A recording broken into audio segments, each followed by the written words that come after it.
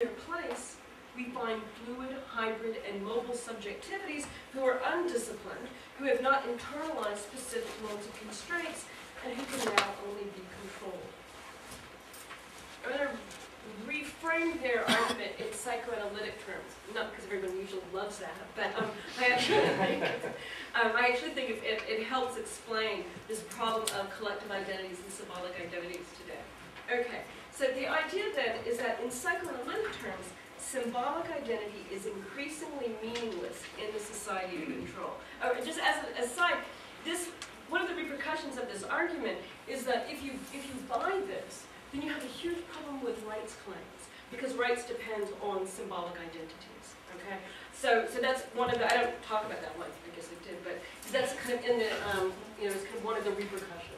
Okay, so symbolic identity is increasingly meaningless in the society of control. What we have instead are imaginary identities sustained by accessory zones, that is, by an injunction to enjoy. So more specifically, symbolic identity involves the subject's identification with an ego ideal, that is, with a perspective before whom the subject sees himself and his actions. Imaginary identification refers to the image that the subject adopts of himself. Symbolic identification, we might say, establishes the setting that determines which images appear and how it is that some are more compelling or attractive than others. Imaginary identification refers only to my self-image. Now, in disciplinary society, normative expectations coalesced around determinate social roles.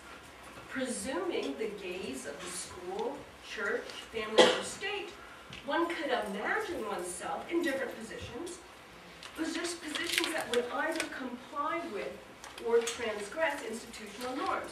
So in the disciplinary society, I can be a conscientious student, faithful believer, dutiful daughter, good citizen, and I can also be a delinquent, backsliding, worthless traitor. Even as the images differ, the symbolic identity of the gaze before which they see themselves remains the same.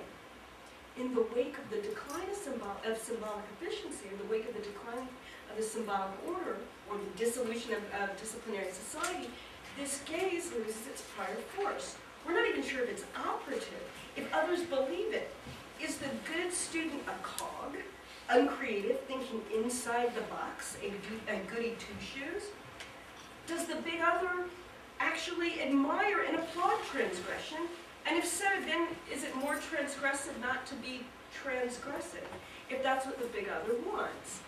Encountering the endless possibilities of contemporary reflexivity, post-disciplinary subjects are propelled to move through a variety of imaginary identities. We imagine ourselves one way, then another, never sure of how we appear because we don't know before whom we appear.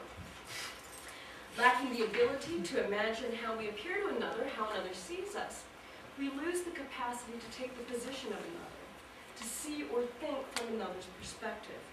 We can choose any identity, but we lack the grounds for choosing or the sense that an identity once chosen entails any bonds of obligation. Rather than following norms, which ones, how do they know, who made them the expert, we cycle through trends, whether these comes from fashion, diet advice, or the hope for an anchor in a particular subculture. A striking example of the dissolution of norms in the inability to take the perspective of another is regularly performed on amateur talent shows like American Idol or Britain's Got Talent or So You Think You Can Dance. Upon hearing a judge's negative assessment of his or her performance, the contestant says something like, "Well, that's just your opinion. I know I have talent." The oddness in this is that it seems rooted in a failure to understand the very practice of judging and competing in a talent show. At any rate, the society of control places limits on the mobility and fluidity of contemporary hybrid identities. But these limits are not those installed by a master signifier or symbolic law. To this extent, they are experienced by subjects as either groundless intrusions the irrational barriers to enjoyment, right? The American Idol version is Simon Cowell is simply cruel, or as hypothetical or instrumental injunctions as means for achieving enjoyment later. Caught in reflexive networks, always another move, another level, we lose the capacity for reflection. Our networks are reflexive so that we don't have to be. We are not bloggers. We are not Facebook. The networked interactions of communicative capitalism do not provide symbolic identities, sites from which we see ourselves as loci of collective action. Rather, they provide opportunities for new ways for me to imagine myself, a variety of lifestyles that I can try and try on.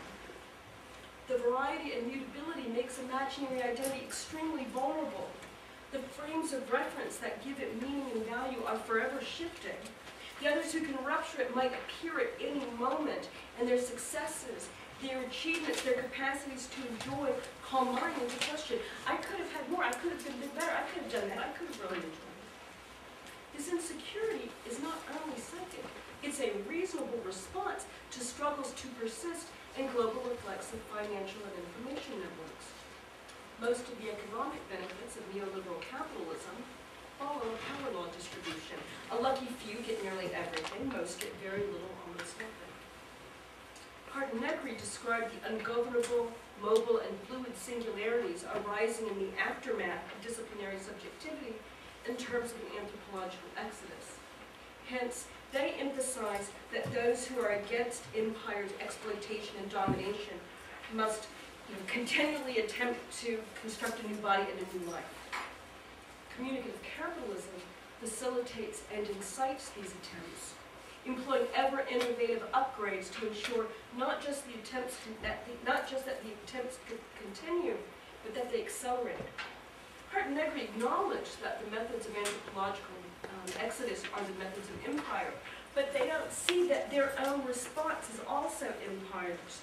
Do more, go further, radicalize, create something new, make tools into fresh species, migrate and mutate into information technologies. They write, the will to be against really needs a body that is completely incapable of submitting to command, end quote. An undisciplined body, incapable of submission, is a body of immediacy and enjoyment, driven to move from image to image, intensity to intensity.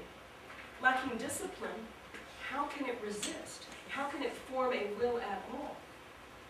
Far from constructing something new, such a body forecloses the possibility and hope of self-governance.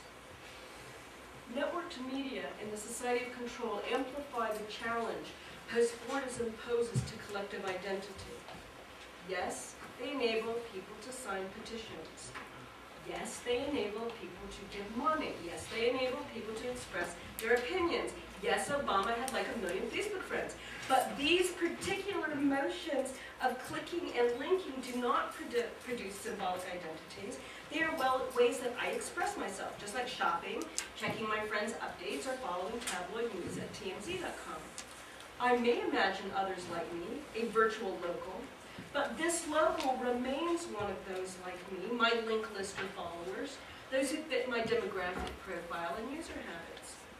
I don't have to posit a collective of others with whom I might need to cooperate or struggle, to whom I might be obliged, others who might place demands on me. The instant connection of networked association allows me to move on as soon as I'm a little uncomfortable, a little put out. Petitions, social network groups, the one on Facebook that aims to get 1 million people opposed to capitalism has like 24,672 members. Blogs, petitions, social network groups, blogs, they are the political equivalent of just-in-time production. Quick responses circulating as contributions to the flows of communicative capitalism. Convenience trumps commitment. Now, I have actually planned to now take the whole thing back to Agamben, but I think it's kind of a long discussion for this point in time, so I think I'm going to just skip the entire movement back into whatever being an Agamben, And I'm meeting with graduate students next week, and so if you guys are interested in that, I can talk about that there. And so, but I do want to end on one